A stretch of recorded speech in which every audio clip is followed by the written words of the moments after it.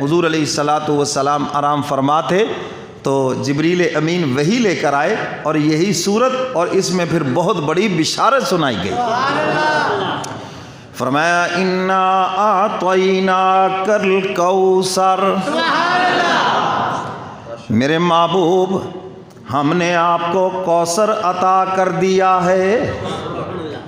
اس کے کئی ترجمے ہیں، ایک ترجمہ ہے کہ ہم نے آپ کو خیر کثیر عطا کر دی ہے، دنیا اور آخرت کی جتنی بھلائیاں ہو سکتی ہیں، دین اور دنیا کی جتنی بھلائیاں ہو سکتی ہیں، ہم نے وہ سب بھلائیاں آپ کے دامن میں بسا دی ہیں۔ اور فرمایا دنیا کے اندر بھی جتنی نعمتیں ہو سکتی ہیں آپ کے توسط سے ہم نے آپ کی امت کو عطا کر دی ہیں۔ کیوں جی عطا کی یا نہیں کی؟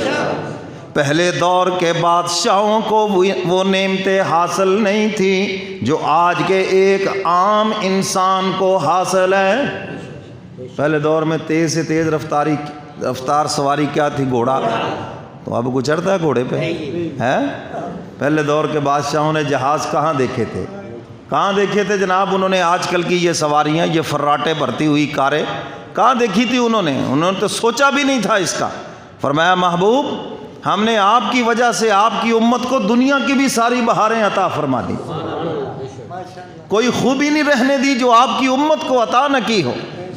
پہلے دور کے لوگوں نے کہاں یہ ٹیلی فون کا نظام دیکھا تھا، موبائل کی دنیا کہاں دیکھی تھی، انٹرنیٹ کی دنیا اور یہ مواصلات کا نظام کہاں انہوں نے دیکھا، سوچا بھی نہیں تھا اس کا۔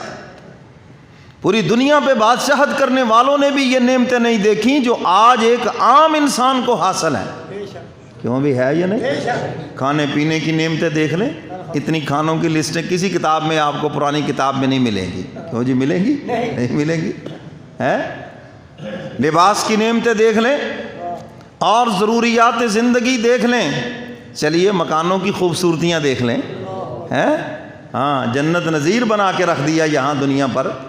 اللہ کے محبوب نے حکم فرمایا جدادیں نہ بناؤ، کیونکہ جب جدادیں بناؤ گے تو دنیا کے ہو کے رہ جاؤ گے، ہیں تو جدادیں بنانی آخرت میں بناؤ۔ اور پھر فرمایا اگر بنا لو تو بیچنا نہ، اور پھر فرمایا کہ اگر بیچ دو تو فوری لے لینا، کیونکہ اس مال میں برکت نہیں ہے، یہ بڑی جلدی ہاتھ سے نکل جائے گا، کیونکہ یہ مٹی ہو گیا تو مٹی کے اوپر لگا دو، جلدی کر لو، پھر دیر نہ کرنا اس کے اندر۔ یہ اللہ کے نبی کا حکم ہے۔ مگر پہلی بات فرمائی کہ بناؤ نہ، اور ساتھ اس کی وجہ بتا دی کہ تم دنیا کے ہو کے رہ جاؤ گے، آخرت کی طرف دھیان بھی نہیں جائے گا۔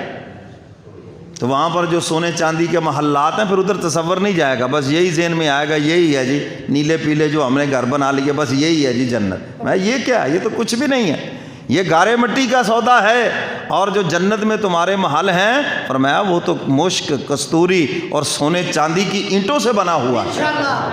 ہو انشاءاللہ۔ تو میرے محترم سامعین، خیر کثیر عطا کر دی محبوب ہم نے آپ کو، دنیا کے اعتبار سے بھی اور آخرت کے اعتبار سے بھی، اور آپ کی وجہ سے آپ کی امت کو بھی دنیا کی نعمتیں عطا کی۔ گیس کی سہولت ہے، یہ کیا کیا معدنیات اور زمین سے کیا کچھ نکلتا ہے، فضا کے اندر کیا طاقت ہے، کتنے انسانوں کو لے کر جہاز جاتا ہے۔ اللہ فرماتے ہیں یہ پہلی امتوں کو ہم نے نہیں دیا، یہ صرف آپ کی امت کو عطا کر رہے ہیں۔